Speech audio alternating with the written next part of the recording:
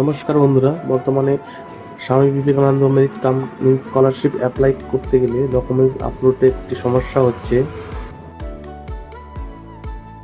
পুনরায় log in করার পর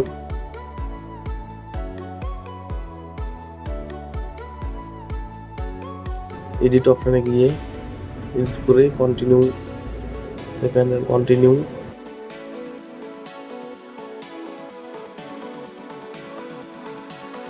কী ডকুমেন্টস আপলোড করতে হবে।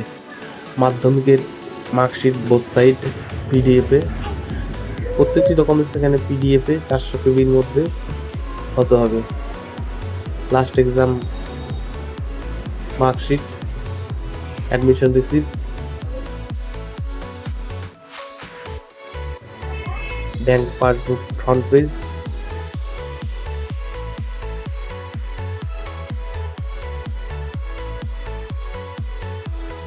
আইডি প্রুফ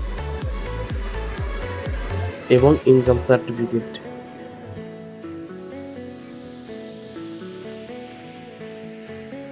সবগুলো ডকুমেন্টস আপলোড করে এই দুটি জায়গায় টিক সাবমিট করলেই site can not be reach, ওয়েবসাইটটি এরকম হয়ে যাচ্ছে।